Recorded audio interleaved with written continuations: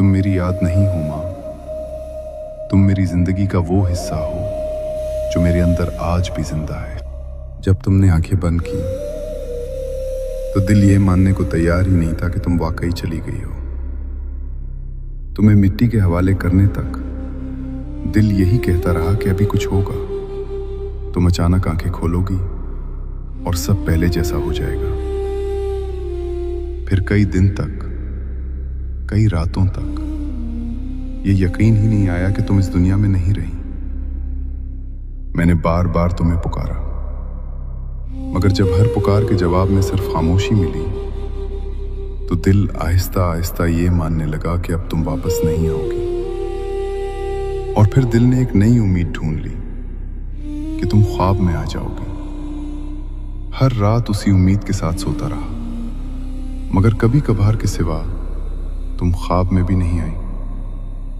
लोगों ने कहा तुम माँ को बहुत याद करते हो, इसीलिए वो ख्वाब में नहीं आती। मैंने सोचा ये भी अजीब बात है। उसूल तो ये है कि जिस चीज को इंसान ज्यादा सोचता है वही ख्वाबों में ज्यादा आती है। फिर तुम ख्वाब में क्यों नहीं आती? इस सवाल का जवाब मुझे अब मिला।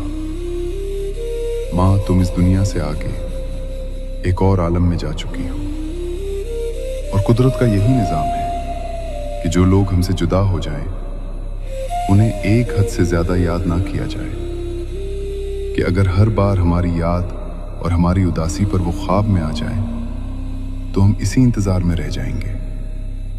हम ये समझने लगेंगे कि हम उदास होंगे तो वो मिलने आ जाएंगे, और फिर जुदाई का दर्द कम होने के बजाय और बढ़ता जाएगा। माँ, मैं जान गया हूं कुदरत का निजाम यही है। मुझे एक हद के बाद तुम्हें याद नहीं रखना चाहिए, मगर मुझसे नहीं हो पाता। तुम्हें याद क्या करना, तुम तो भूलती ही नहीं हो।